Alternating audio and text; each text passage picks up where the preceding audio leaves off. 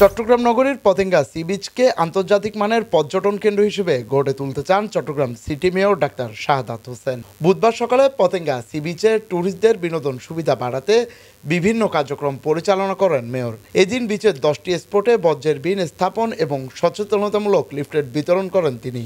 এছাড়া নারী ট্যুরিস্টদের জন্য টয়লেট নির্মাণের এবং বিচ আলোকায়নেরও ঘোষণা দেন মেয়র।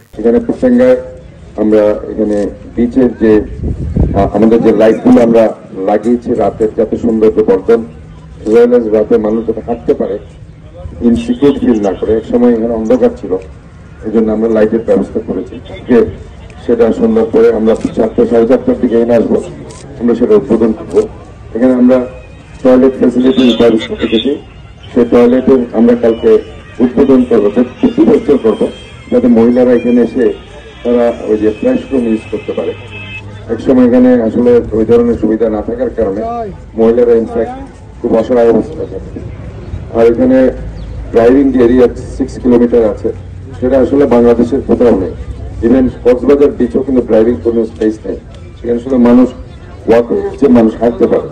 তো পতেঙ্গার এটা একটা বিশাল ব্যাপার। আমি মনে করি যে আমরা যদি এই জোনটা কালকে অফিসিয়ালি আমরা উদ্বোধন করে দিই, হয়তো আরো 1.5 বছর কমপ্লিট জোনটাকে বিনোদন স্পট করতে আরো হয়তো 1.5 বছর সময় লাগবে। কিন্তু কালকে ওপেন করার পর থেকে ইমিডিয়েটলি সন্ধ্যার পরে যারা ইনসিকিউর ফিল করে আসছে, তারা কিন্তু ইনসিকিউর ফিল করবে না।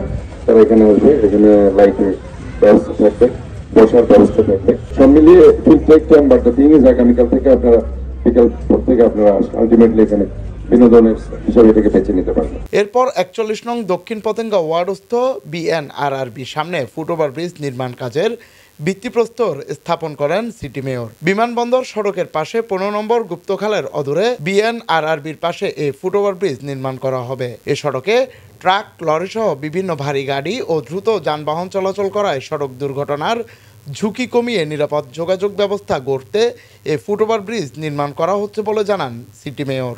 এ সময় উপস্থিত ছিলেন লেফটেন্যান্ট কমান্ডার শাহ আলম, প্রকল্প পরিচালক প্রকৌশলী আনিসুর রহমান, নির্বাহী প্রকৌশলী আশিকুল ইসলাম, সাবেক councillor doctor Nurul Afsar, dockyard engineer Shahinur Rahman Selim সহ বিএনপি এবং বিএনপি সহযোগী ও অঙ্গ সংগঠনের নেতৃবৃন্দ। পরিচ্ছন্ন কার্যক্রমে সহযোগিতা করেন ক্লিন বাংলাদেশ নামের একটি স্বেচ্ছাসেবী সংগঠন। Desk report, Chattogram news.